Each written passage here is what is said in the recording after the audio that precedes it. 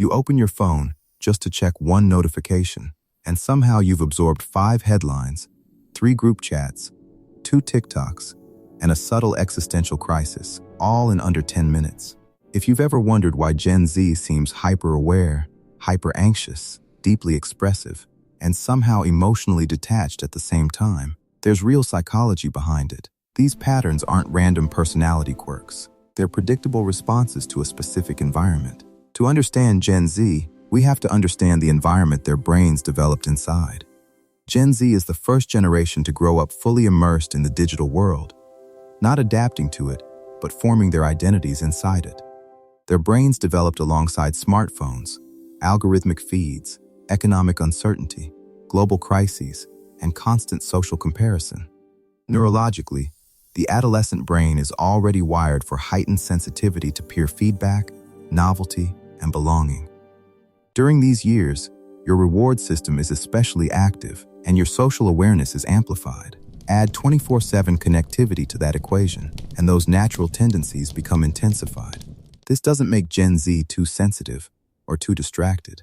It means their psychological environment has been uniquely intense. Let's break down the key psychological mechanisms shaping how Gen Z thinks, feels, and moves through the world. Dopamine, on demand. Dopamine is the brain's motivation and reward chemical. Social media platforms are intentionally designed to trigger quick, unpredictable rewards, likes, comments, new content, and endless scroll. This works because of something called a variable reward system, the same principle used in slot machines. When rewards are unpredictable, your brain stays alert and anticipatory, constantly waiting for the next hit of novelty. Growing up with this constant stimulation conditions your attention toward fast feedback loops and rapid emotional shifts. This can increase creativity and adaptability. You become skilled at scanning information quickly and responding in real time. But it also shortens attention tolerance. Slow rewards, like studying, reading long texts, or building long-term projects, can feel unusually difficult, even when you care about them. You start a 30-minute assignment. After 7 minutes, your brain craves stimulation. You check your phone, not because you're lazy, but because your reward system expects faster returns. But it's not just about attention, it's also about identity. Identity in public view. Identity formation is one of the core developmental tasks of adolescence. You experiment with beliefs, styles, humor, values, and relationships to figure out who you are. For Gen Z, this process doesn't happen privately. It unfolds in front of an audience. Profiles, posts, and personal branding create a feedback loop where identity becomes something curated, edited, and evaluated by peers in real time. Every expression can be screenshot, shared, or debated. The self becomes both lived and performed. This can increase self-awareness and social intelligence. You learn to read nuance, anticipate reactions, and navigate different social contexts quickly. But it also heightens self-consciousness and fear of judgment. Your sense of self can slowly become tied to external validation rather than internal clarity. You hesitate to post a genuine opinion because you imagine how different groups, friends, co-workers, strangers might interpret it. So you refine it, soften it, or decide not to post at all. When identity feels constantly evaluated, emotional safety becomes even more important.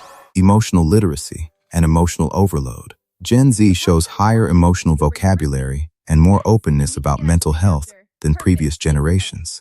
Conversations about anxiety, depression, boundaries, trauma, and attachment styles are normalized in everyday language.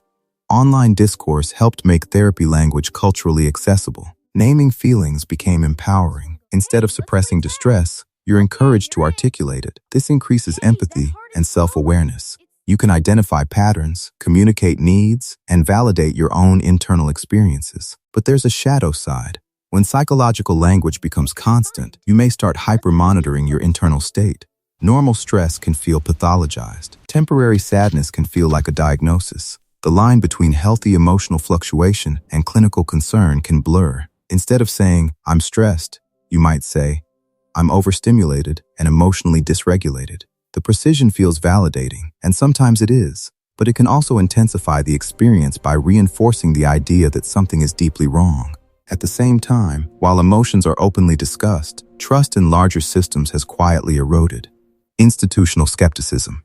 Gen Z tends to question authority, traditional career paths, and long-standing social institutions more than previous generations did at the same age. This isn't accidental. It reflects the context they grew up in. You witnessed economic recessions, rising student debt, political polarization, climate anxiety, and rapidly shifting job markets. Stability often felt fragile or temporary. Promises about guaranteed success through conventional paths didn't always match reality. This fosters independence and critical thinking.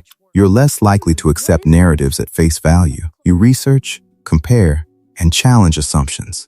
But it can also create chronic uncertainty about the future. Long-term commitments, mortgages, corporate careers, even certain relationships can feel risky rather than reassuring. Instead of dreaming about staying at one company for 30 years, you prioritize flexibility, side projects, or remote work, even if it means less stability.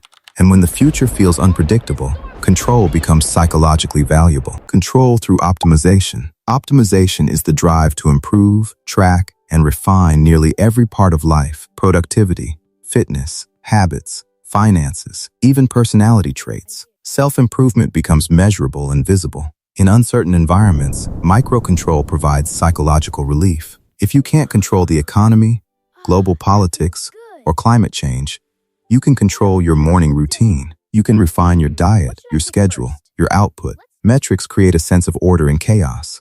This mindset can fuel ambition and growth. You become disciplined, resourceful, and proactive about your development. But it also risks turning life into a constant performance review. Rest can feel unproductive instead of restorative. Free time can trigger guilt instead of ease. You don't just journal. You use a habit tracker, a morning routine app, workout metrics, and goal dashboards.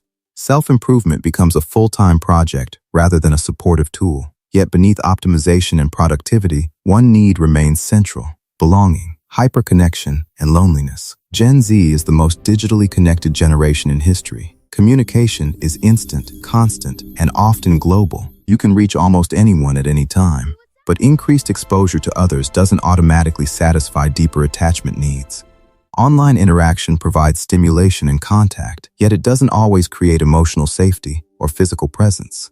Quantity of interaction doesn't equal depth of connection. You can feel socially saturated, but emotionally undernourished. Notifications fill quiet moments, reducing boredom, but not necessarily building intimacy. Conversations can remain surface level, filtered, or fragmented across multiple platforms. You spend hours messaging friends, reacting to stories, sharing memes, and staying updated on everyone's lives. Yet at night, when the phone goes quiet, a strange loneliness surfaces. It's not a lack of contact. It's a lack of felt closeness. So when people label Gen Z as distracted, sensitive, or entitled, they're missing the psychological context.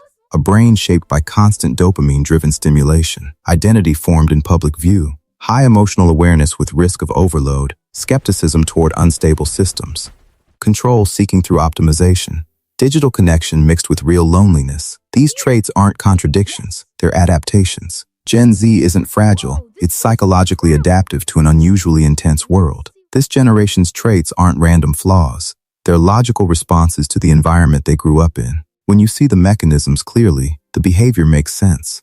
And when behavior makes sense, judgment softens into understanding. If this helped you understand Gen Z, or yourself, a little more clearly, let me know in the comments. And subscribe for more psychology explained gently and honestly. The more we understand the forces shaping us, the less we judge, and the more compassion we create. Let's go see what's over there. Yes! You'll love this one.